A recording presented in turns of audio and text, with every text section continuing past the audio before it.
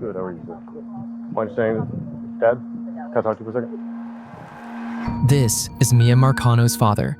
He hadn't heard from his daughter since she sent a text message at 5:06 p.m. saying she's about to go into her apartment, not knowing this would be the last time they'd speak. Before you gone, why did it take so long for that to happen? What do you mean? To get people to actually come out and actually... At first, nothing about her disappearance made sense, but as the search intensified, detectives would uncover a plan that had been hiding inside the apartment complex the entire time. And by the time the truth finally surfaced, Miya's parents would realize they had unknowingly come face to face with the killer before police ever did.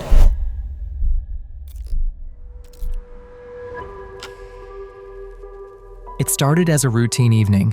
On September 24th, 2021, 19-year-old Miya Marcano left the leasing office at the apartment complex where she lived and worked in Orlando, Florida. She was supposed to catch a flight later that night, but when Miya never arrived at the airport, her family knew something was off, and by the next morning, made a frantic 911 call. Orange County Sheriff's Office. This line is being recorded. This is Operator Winstead. How may I help you? Hi, good night. I'm calling to find out if I can have a wellness check, please. She was supposed to board her flight to go to Fort Lauderdale. The last anybody spoke to her, she was waiting on an Uber to go to the airport. Her phone has been turned off. And I called Uber and they won't give me any information. I just wanted to know if an Uber picked her up or not. When was the flight supposed to take off? Hold on one second. I think at 7:50 or 8 o'clock, something around there. And it was a Southwest airline. I don't know the airline number or any No, other. that's fine. And when's the last time you spoke with her? The last time I spoke to her was earlier today. The last anybody made contact with her was at after 5, almost going to 6, when she's like, I'm waiting for the Uber to go to the airport. And then from then, her phone has been completely shut off or dead. We're not sure. One full day had passed, and still, there was no word from Miya. That's when her family stopped waiting and traveled from Pompano Beach, Florida to the apartment complex themselves. And when they arrived, they called officers to the scene in hopes of finding her. After she left work yesterday, 5 p.m., nobody has seen or heard from her. I can read you the exact thing. Spoke to a couple of people throughout the night. Well, first off, inside the apartment, I live in Fort Lauderdale. So I had to drive up here last night. But I gave permission to her roommate to go inside her room. Her door was locked, but the deputy that came up last night, he walked out to the back, and the deputy, opened the window and let the girl go in. Okay. They had a bookshelf that was jammed against the door.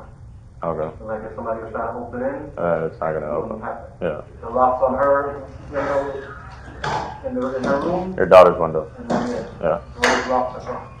Okay. The rest of the locks on the living room windows, those are fine. So we saw the bookshelf jammed against the thing. We saw her jewelry, her chain was on the floor. Yeah, that's fine. Let me It go. was ripped off her neck. A couple of her bracelets. The bed is shifted. The bed had shifted. They had a pillow with a minor blood stain on it. We don't know if it's new, if it was old. And basically that's it. And her teddy bear, which she never leaves to go anywhere without. She doesn't leave nowhere, you know? Yeah. As Miya's father, Marlon Marcano, speaks, he describes what he saw the night he arrived at her apartment. When he entered Miya's room, he noticed the window security locks were broken, jewelry scattered across the floor, and bloodstains on her pillow. However, it wouldn't take long for Marlon to suspect that whoever did this wasn't a stranger at all, but someone who worked inside the very apartment complex Miya lived in. That he saw them having an argument yesterday. Who, your daughter or His daughter and And the maintenance guy. your daughter and the maintenance guy? Yeah, a couple of people. What time was that around? I don't know. I think they said he said like 3 You could clearly see on his But he face said he that wasn't he's calm. been in a fight. Like you can see the left side of his face is swollen, Mm-hmm. right? Like you can see he has like minor scratch marks on him, and he's saying he wasn't in a fight. And that was when you told deputies all that? The deputies were here. The deputies, Okay. they were moving in slow motion. As officers continued speaking with Marlon, more details began to surface. Miya had recently had a confrontation with a maintenance worker at the complex.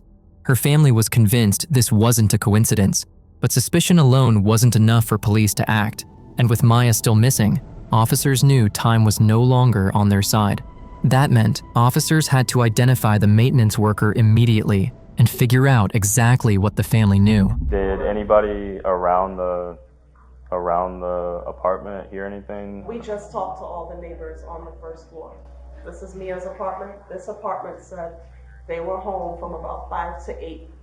They saw the maintenance guy in the backyard with several other guys, but they didn't hear any screaming or anything like that. She said, but we did see, and then she gave the description of this guy, tall, slim, light-skinned, short haircut, but in sweatpants. The other neighbor said he was home with his girlfriend. He didn't hear anything, but he woke up when the cops came, whatever time last night, the first time that they came. We're up to now 5 females in this community that have all given the same description of this guy, saying that he has entered their apartments without work orders. One girl across the street that has a pit bull was in the shower. He entered her apartment and the pit bull charged at him. She ran out and locked her door. He was still standing at the door. When she asked him, can I help you? He said, don't you have a work order for your dishwasher? She said no. She reported it to the office. This girl next door also said the same thing. Maintenance has a habit of coming into their apartments unannounced, and she has had an issue. There's a couple across the street said the same thing. They now have a dog. They said the dog alerts them anytime someone is at the door. With a maintenance worker now on their radar, officers began digging into who he was and where he'd been. And it wouldn't take long before they uncovered something so deliberate, so calculated, that it sent shockwaves through the entire complex. However, officers still hadn't grasped the full depth of what they were dealing with. The initial information was fragmented, the timeline unclear, and nothing concrete pointed to where Miya could be. As concerns grew, the first responding officer relayed what little they had to supervisors, then returned to Mia's family because something about this case still didn't add up. So has she ever ran away or anything like that? She's Does she have a history or homebody. anything? She's a Homebody? family person. She sticks up under her father. Okay, and how often does she usually contact you? Is it We like speak on a every day-to-day? No, like, we all speak to her every day. She Day to talks day, her father texts, all day. calls. Somebody in the family every day. She talks to her grandmother all day. I talk to her maybe 2 to 3 times a week. She used to live with me for years. Okay. Yeah, she would not go Like, without she- contacting somebody. Even if Okay. her phone, she lost her phone and she was Very in Walmart, family-oriented. she would find a stranger and say, And I if need her to call my phone dad. died, She's, exactly, she would, hey, can I plug it in? Yeah. She's one of those young people who's always on the phone. Yeah, okay. So the phone wouldn't even die. Okay. Eventually, as hours passed, detectives agreed this was no longer a routine missing persons case. They told Marlon they would take over and begin investigating what really happened to Miya. However, Marlon grew frustrated. From his perspective, time was slipping away, and every delay felt like another chance for the truth to disappear. And what detectives were about to uncover would prove that Mia's disappearance was far more calculated than anyone first believed. Okay. We'll make sure we all have a job here. I'm going to talk to the family here in just a minute, but I want to get a little more background on what we got. I'm going to start getting more people here. If you could do me a favor, would you be able to start heading to the apartment? Yeah. I'm going to relieve you because I'm going to need you here. Okay. I need to figure out who is inside there. You want our cameras on? Absolutely. Yeah. Yes, please call persons. Which one's mom? I need to talk to mom and dad. I don't need to talk about everybody. Dad? Dad's right there with the black and team on the shirt. Oh, gotcha.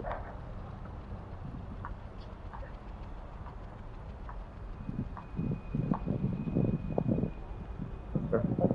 Good, how are you, sir? Mind saying, Dad, can I talk to you for a second? All right, so I want to kind of give it so I don't have to tell everybody, so I want to be, if I could use you as a point of contact, does that work? Yes. Okay, I want to give you the first information since you're your dad. Before you go on, why did it take so long for that to happen? What do you mean? To get people to actually come out and actually. So when they took the original report, they didn't have the information that we have today. So, but I can't speak on behalf because I was not there last night when this report came through. So when my guys came out here, they got information, they called us, and now you see that we have more people coming out. Okay. So, but I'll clarify. I'll get you answers for that. Okay. The one thing I want to know is the apartment. Is there anybody else in the apartment? Can I talk to him for just 1 second, sir? Is there anybody else in the apartment at all? Right now? Yeah. No, I don't think Okay. so. I think her roommate is on her way home. Is there anybody else? Who is all in the apartment? Who stays in the apartment? No. Who is in the apartment today as the family? Nobody went in today. Last night when we got here, well, in the wee hours of the morning, I would say like 2, 3 o'clock this morning. It was me, my son, her grandmother, grandfather. Do you guys know primarily what you guys did in the apartment? The only reason why is because if there's some evidence in there, it's already been touched. I want to make sure I can clarify what you guys said you did. The only thing that we did was picked up the jewelry that was on the floor. The deputy last night, he took the box cutter. There was a box cutter that was found under her rug. So my theory as to what happened is that she was in the bathroom, or maybe she was now getting home. Either she was in the bathroom or she was now getting home, and the person was under the bed.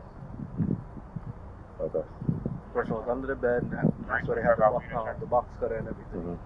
So when you say they, what's leading you to say they? Well, they. When I say they, okay, I mean, that's just how I speak. I got you. The person, startled her because I have a picture on my phone I can show you. Let me ask you this, so I can get this working. Who has control of her? Is she on someone else's plan? She's on my mother's plan. Okay. Has anybody ordered some of the records or anything like that? We tried looking at it on the app, but we have not called them. Well, we tried calling them, but we were getting a little runaround. So You know who you spoke to? No. Okay. Can I get authority from you to go get those records?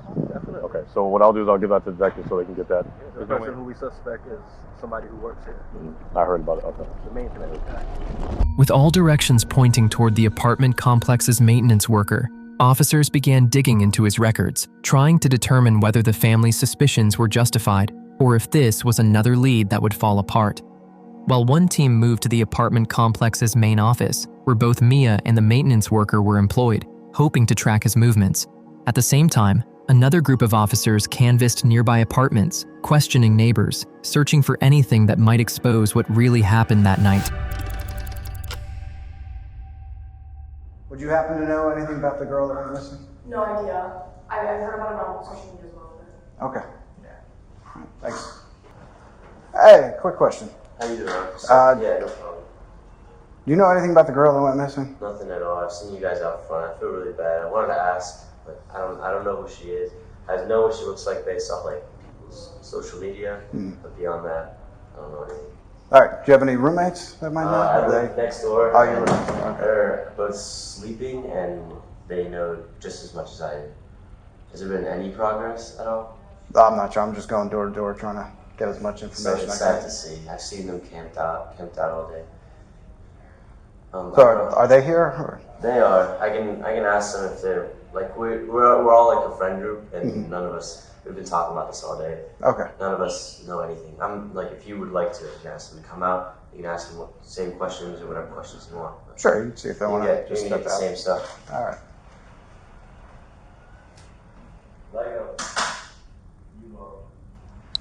Hey guys, are you the only two that live here? There's one There's more. a third one, but I think he's sleeping. All right, no problem. So just going door to door asking if you guys know anything about the girl that went missing. Wouldn't know. Would not. Yeah. Yeah, didn't even know who she was. Okay.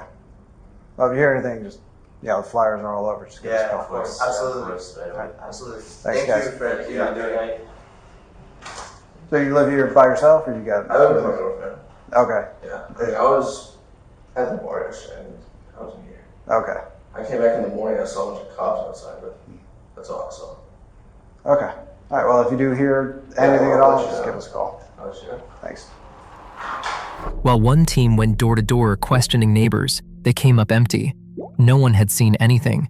No one had heard anything. However, they all heard about the missing girl. But back at the leasing office, the lead officer noticed something that didn't sit right. And for the first time since Miya vanished, the case finally began to crack. And this is where, this is not. This is that. That's my on-call maintenance fob at 4:34. But that's before, correct? Yes. but I don't understand why he would have been there. The only thing I can think of, and I'll have to Is that the maintenance person that? So the on-call that is the one that they're concerned about. And that's him. Yeah, he's on call right now. And Is it the same guy? Is it the Armando? Yeah. And it looks like it was used at 2:20, and it was also used at 2:14. And is there a thing where maintenance is able to go inside without? So the fob that they have that he used, so he has his own fob, right? Yeah. And it will say like Armando Calibler or whatever. And those fobs are literally set for business hours, so they only work from 8 a.m. to 5 p.m. Then if you're on call, we have an on-call fob. That is going to give 24-hour access, because if somebody calls in at, 2 o'clock in the 2 morning. in the morning, their fob won't work, so they have to use the maintenance on-call fob in order to get in. Suspicion quickly began circling around the maintenance worker, a man named Armando. Records showed he was the on-call maintenance employee that day, meaning he had access to tools and key fobs that could grant entry to nearly any unit in the complex. And according to the leasing office, something stood out. Armando had been inside the building earlier that day, just hours before Miya disappeared. Meanwhile, as officers went door to door questioning neighbors, a troubling pattern started to emerge. Several residents recognized Armando's name, and more than one described him as someone who often behaved outside the norm. I was talking to the armed security about 2 days ago, the day after it happened, and they said that they think it could have been maintenance, and I just told them like my experience with maintenance. I'm not sure if they told you, but I had maintenance come in my apartment about a couple weeks ago. Okay. I hadn't put in a report. I had just gotten out of the shower too, and I heard knocking in maintenance. I didn't want to answer it because I didn't put in a report. And then I heard the door open and I heard it close. I asked my boyfriend and I called him if it was him, but he was going at work. He said, no, it's not me. And then when I went out, they were still out there knocking, but I did hear the door open and close, but I have a pit bull, so I feel like he might have just scared him away. Did you reach out to the supervisor? No, I didn't contact the leasing office about it because I just brushed it off, and then when this happened and the aunt was telling me that it could have been security or maintenance, and that other girls in the apartments nearby have had like the same problems coming up, like because I was talking to the security as well. That's when I brought it up, Wait, how long ago was this? A couple weeks ago, maybe. So a while back? Now, as more information surfaced about Armando, residents started coming forward, describing strange encounters, saying Armando would show up unannounced, letting himself into apartments when no one expected him. But even with the whispers piling up, officers knew suspicion alone wasn't enough. They'd seen promising leads fall apart before. Back at the leasing office, officers tried to answer one critical question. Had Miya requested maintenance that day? If she had, Armando's presence in her apartment might have an innocent explanation. But if she hadn't, then there was no legitimate reason for him to be there at all. And whatever answer they found next would either clear his name or quietly confirm the worst suspicions everyone was already afraid to say out loud. Hey, fucking prick! You can't say shit to me! In the car! Fucking shut the fuck up! Now, imagine seeing so much more. Well, that's why we went all out and decided to create channels in every niche, which are still based on true crime for you to enjoy. I mean, who doesn't like seeing people's reactions like these? I'll spit on you! I wanna cry. Oh my god! Hey, Jesus. From no commentary to just interrogation, because I know some of you guys hate that. But that's not the end. We really enjoy what we are building, so we have an exclusive Patreon community where they get first-hand access to anything we post and all uncensored footage and images. And some of the things are truly horrifying.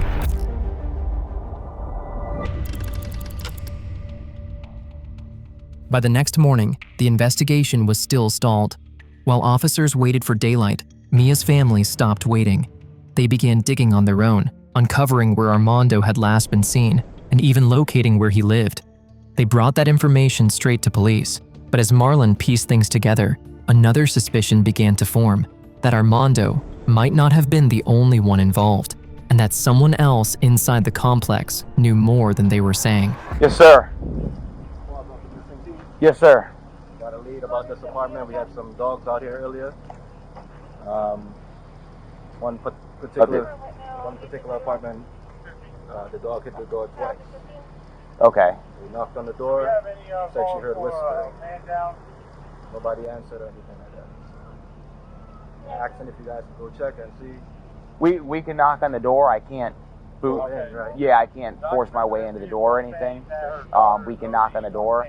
If they open the door, we don't have any grounds to search the apartment or anything like that.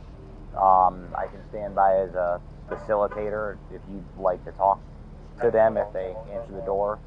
But I can't force my way in or force a search on it. It's 1833, correct? That's that over there? Okay.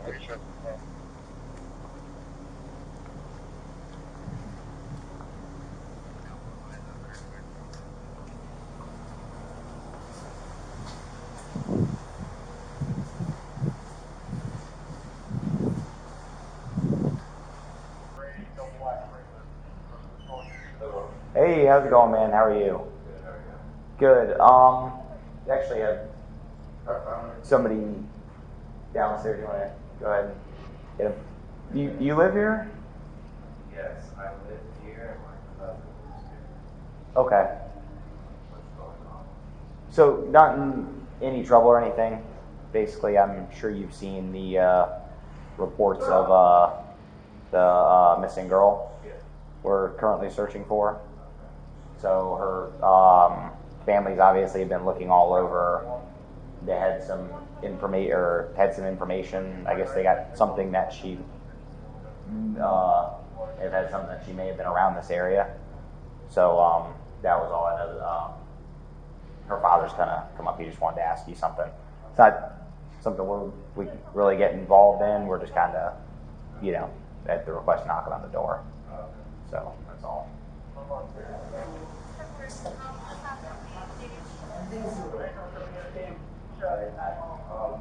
People knocked on the door earlier, they didn't answer, right? Hello? Why is that? You've been here all day. I work at home. Yeah, but you've been here all day and people been knocking on your door and you didn't answer. I answered for the police officer, the first police officer that came in the morning. And then the second knock that I heard, You can go in. So I can't stop patient. At the end of the day, people been knocking on his door and he hasn't answered the door and he's been here. Well, sir, at the end of the day, it's not illegal not to answer I the door. understand that. I Okay. understand. And there was a dog that came out here, a send dog, tracking the missing girl and picked up on this apartment. If you don't mind if I could come in and just look, I'll be happy and we'll be done. I'll be out your way and that's it. If you allow me to do that with them here, when we come in and look, and we keep it moving. Cool with that? Cool with that? Yeah. Eventually, Marlon went inside the house, hoping to find something, anything that might explain where Miya had gone. But what he found led nowhere. There were no signs of Miya, and no evidence tying the neighbor to her disappearance. Time was slipping, and officers knew they couldn't afford to stand still. So the focus shifted back to one person who kept resurfacing, Armando. That same day, the investigation split in two, with one team headed out to track down the last place Armando had been seen, while another moved toward his residence, knowing that if Miya was going to be found, the answers were likely waiting there, and whatever they were about to uncover would change this case entirely. Hey, how you doing? Hey, is Armando here? Okay. Do you know if he's going to be back sometime soon? I don't know, man. I'm pretty sure I can my girl. Well, it's your roommate, though, right? I'm assuming, because you're Yeah, opening the door. that's my nigga right there, but shit, man. So I already heard what's going on. Okay. Well, he's not in any type of trouble. I just wanted to talk to him because we're talking to all the employees at the apartment complex, and Yeah, he's I not already there. know what's going on. He's not here though, man. Okay. Call him up. No, I mean, calling it. I'll give you my number if you could have him. I got his number, yeah. That's why I said I'll call him up. Okay. Can I get his number so if he doesn't answer, I can give a call too? When officers arrived at the residence, Armando was nowhere to be found. The only person inside was his roommate, who claimed he knew about Mia's disappearance, but said he had no idea where Armando was or when he had last seen him. Things weren't looking good for Armando. Every detail kept circling back to him. He was the last person known to be inside Mia's apartment. Family members claimed he had been watching her for weeks, and now no one could say where he'd gone. The red flags were piling up. But then, one family member revealed something crucial. They had followed Armando the last time he was seen, and with that information, officers were led straight to the location. Okay, this is Detective Rambo and Detective Fisher. We're here with, can you state your name for me, sir? All right. Now, you said you followed somebody here last night. Who'd you follow here last night? Or yesterday? Armando, yesterday afternoon. Okay. Turn left onto Montego Lane. Then the destination is on Where your these right. people are standing right here. Okay. Try not to be too overt, but This house right here. okay. That's Armando's car. Yellow.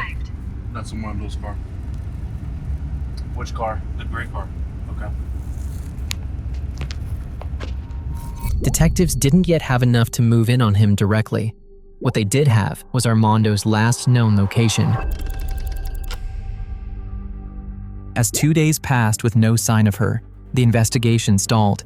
So officers turned back to the people Miya was closest to, her grandmother, her aunt, and her grandfather, hoping someone remembered a detail they'd missed. So, I don't know much about everything that's going on, I'm not going to lie.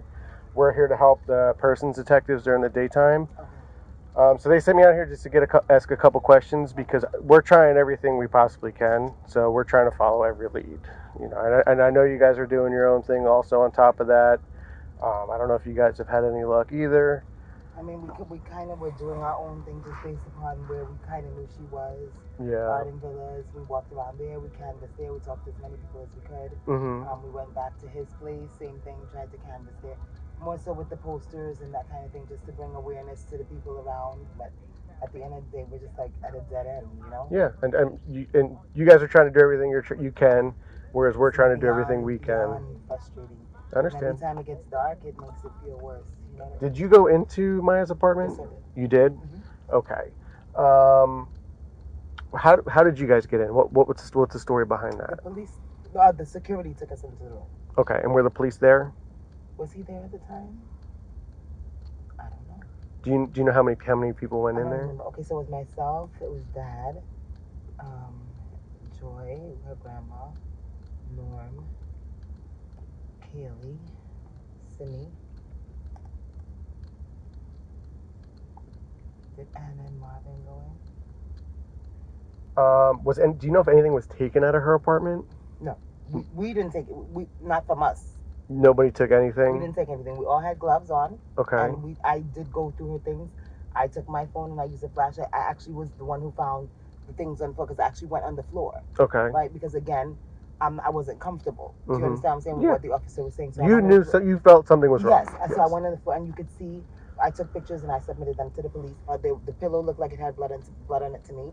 The officer said he felt like it was old blood. I didn't think that. I felt like it was somebody who tried to wipe it out, but they didn't use Clorox cleanup. How do I know this? Because I'm a woman. And unfortunately, women go through things every month where we may have an accident and I'm somebody that will try to clean it. So I know what it looks like when you've tried to clean it and it's old. Right. It takes on a brownish, you're a policeman, so you know what I'm talking about. I do, yes. You understand? But this was pinkish.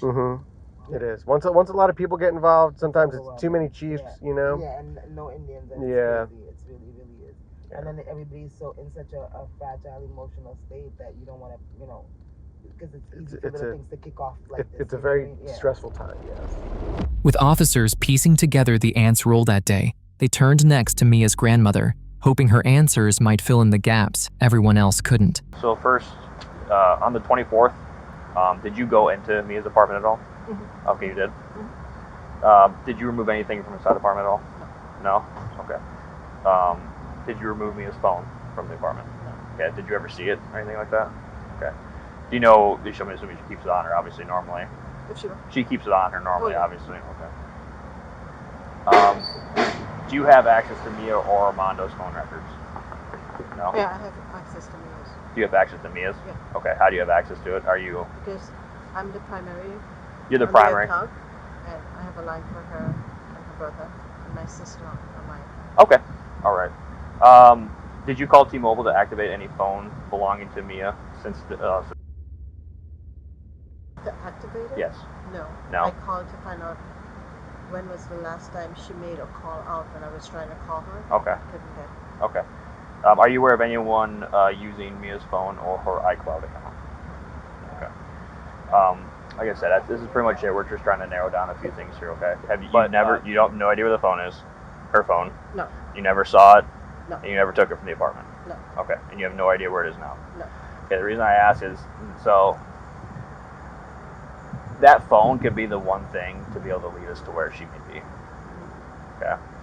So I don't know if it's if anybody, if you want to go back and talk to other people and be like, hey, like, where's this phone at, or where could it be?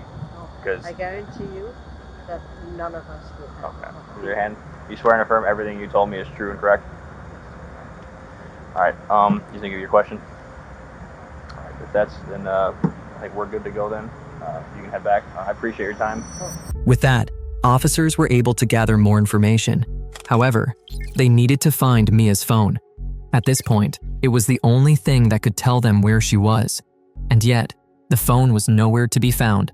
So detectives turned to the person closest to her, Mia's grandfather. If anyone knew something that hadn't been said yet, it would be him. Who is that to you? My granddaughter. Granddaughter. Okay. My wife told me that Mia's coming home, and she might have to go and pick her up off the airport. So I said, okay, you can go ahead. I'm tired, but she said no problem. So she wanted to go somewhere before, so we went out. I went out and took her to dinner, and then she kept on telling me Mia's not answering her phone. She's not answering her phone. Yeah. Right.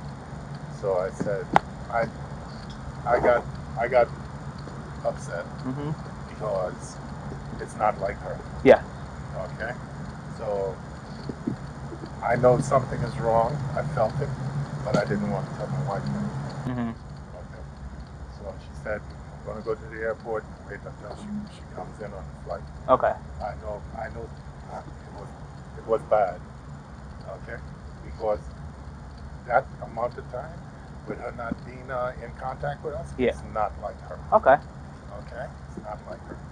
So the pillowcases weren't on the pillows and stuff like that. Yeah, and then she showed me blood. Okay, where was the blood? The blood was on the pillow. Blood was on the pillow, okay. It wasn't much, but it was like if somebody got whacked around, bloody lip, a bloody nose, it was like that. You understand? Okay. So I'm getting real pissed now because this guy left and I want to know what's going on. Yes. I understand. But we stayed. I went to the office when they was open. And I want to show you something. What time did you go inside Mia's apartment? It was about 7 o'clock. In the morning or the night? Yeah, in the morning. In the morning. Okay. Yeah. So when you guys came up, you guys stayed up straight through. Yeah. Okay. We didn't sleep until the following day. Okay. Can you please raise your right hand for me? All right. Do you swear and affirm everything you've told me today is true and correct? Everything I told you is true and correct. All right. Ms. Norman, I appreciate it. I'm sorry again for the late notice, quick interview, but like I said, it was just going to be a quick re-interview just to get some more information, see what we're putting together a whole bunch of stuff. So, all right. I appreciate it. Thank you, sir.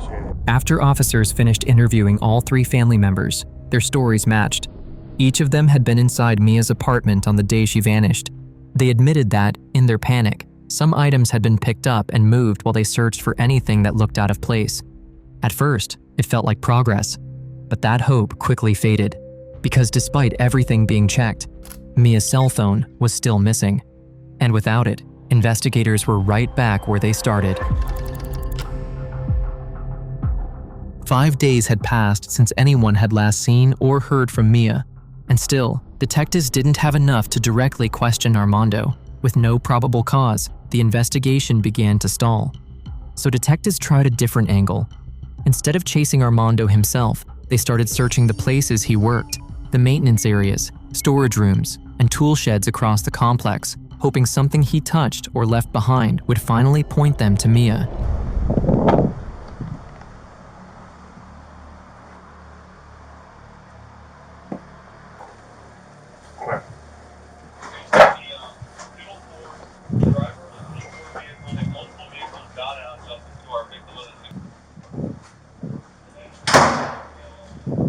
How long you worked here, right? This property, we tried for only like 7 years.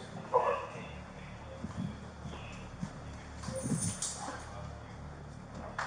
It's open, I open it. Yep, that's fine. I have my lunch there.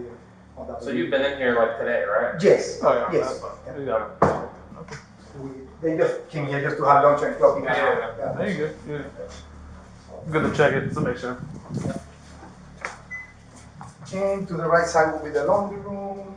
You know, These are just everybody rooms have that access to. everybody- yeah, okay. Yeah, Everybody has so, access? yeah. Yeah. So that's pretty much, you know, what we do. While the head maintenance worker guided one group of officers through the complex's work areas, another team of detectives moved door to door, opening locked rooms and hidden spaces, hoping that behind one of them, they'd finally find Miya. 9LD3.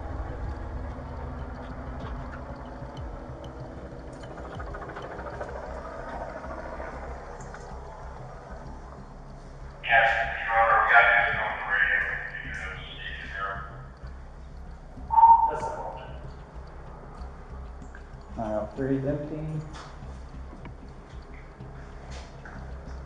Stuff in here.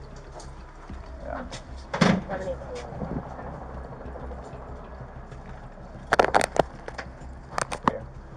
What key, I'm sorry? 110.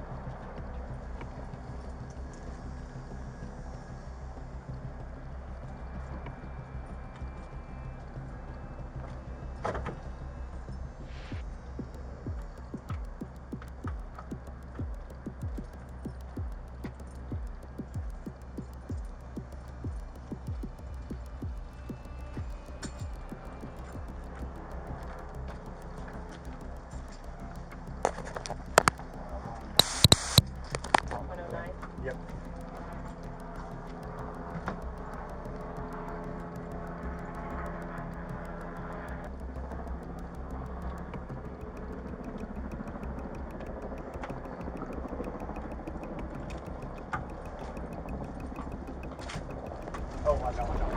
With still no luck, the second team stayed with the head maintenance worker, expanding the search to the areas where maintenance carts and vehicles were kept, checking for any sign of foul play. Garage, we have fridges, dryers, and all this. Alright, got it. So this one is. It's where they should park the golf cart and have a couple tools around. And So you said it's only going to be how many supposed to be in here? 2 golf. 2. Okay. One is his. One is the other guy. Do you know the numbers that's supposed to be his or no?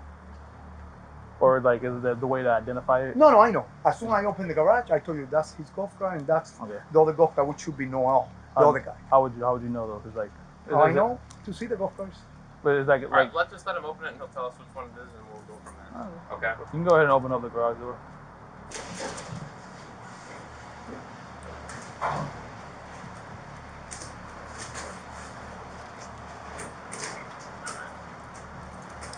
Alright, then step back. Just point out with your fingers. Point. I'm not gonna get in. Don't step in there, don't step in there, don't step in there, don't step in there. Yeah. That's his golf. That one right there? Yeah. Okay. And that's Noel golf cart. Noel. All right. He's an older man, like 52. Can you guys just step out for just a second out of my picture? Eventually, nothing turned up in any of the areas they searched. But while one group came up empty, the other noticed something off. Tucked away inside the complex was a door that stood out, closed, locked, and sealed, as if it had been intentionally secured to keep anyone from going inside. And at that moment, detectives realized this search wasn't over.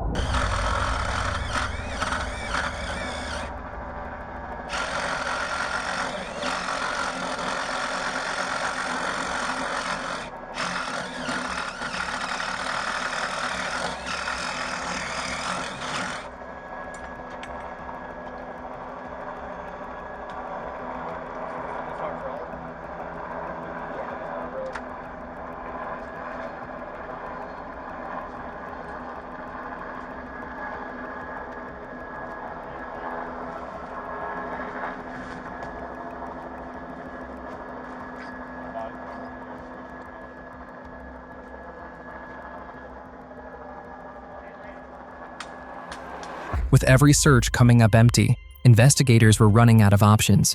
Every lead had collapsed. Every door they 20 opened led to nothing, and that left them with only one move. If Armando wasn't going to be found, then they needed to get him to come back on his own. The next day, officers began thinking strategically. Because whatever had happened to Miya, it was becoming clear this next move would either break the case wide open or lead them back to square one. So just like not contact him because I won't. We might do the If have him he come by reaches- and drop off the key, and then we talk to him. So here's the thing, if I don't have him drop off the key, I have to, and I can do this too, but I'd have to create what's called a cancel key and go to every single apartment door with that cancel key and put it on in order to deactivate it. It's the only way to deactivate that one is by Go ahead. having the fob and releasing it. With no solid leads left, officers needed one last move to bring Armando out willingly, so they came up with a plan. They called Armando and told him to return the main key fob to the complex. That would be their chance to speak with him face to face. Armando agreed, but only if he could come late at night, believing fewer people would be around. What he didn't realize was that not only officers were already waiting, but Miya's entire family. But no one knows Tati. Mind You you, keep and mentioning you live Tati, 20 and no minutes one away knows from here, Tati. and you get a call The all of a roommates sudden. don't even know Tati. You've been sleeping since You 10 keep o'clock, saying and all of a Tati is sudden a you're showing friend. up here at 4 o'clock in the morning Because looking me for and me. Tati were conversating about it, so I finally, it came Okay, up. but Should I go Tati and is see if I someone- see anything? No one knows Tati. That's my whole thing. Not Tati even the is roommate an knows employee Tati. here. You She's an employee, but you keep saying Tati is a friend and that you've all hung out together. No one here knows Tati. All her Well, other not friends all showed up. Her these closest friends that live in the complex were all here with us early on. No one knows Tati. Only you. Whoever Tati is, and Tati's on the phone, she shouldn't even be on the phone right now. As of right now, you have work sent tomorrow- you work obsessive tomorrow, texts to Tati? Miya. We have all seen the texts. You talked about giving her your life savings. You cash out her money, and you claim that you weren't in touch. Who told her gave It's her on life text. saving? I never As a said matter of that. fact, we're going to get a police report to pull your phone records if that's the case. What you have to do? There's evidence of obsession, of something. You're fascinated with It's me. not only from my side, so don't try to make this. No one, like I'm a no one's stalker. saying that. It takes She's two. not here to defend There's- herself right now, so obviously we gotta she's talk to missing. you. So we're talking to And you, I who've been completely going back and respect forth that. I on understand text. that. That is your family. Right. But until we figure out what's going on, just don't beat me up. Nobody ain't beating you If up. I'm guilty, But why you would I you put come yourself in the middle right here. You brought yourself over here. Because we're concerned. You're concerned. Why weren't you concerned hours ago? I just found out. All right, cool, no problem. So In how the did, Ta- first so few how did hours, Tati find out? we didn't think it was serious. I don't even know how Tati found Oh, out. somebody's She told me missing and you don't think it's serious. Someone maybe that they hanging out. They got this place right here. They go downtown. I don't know. Maybe her phone's off. I don't know what she.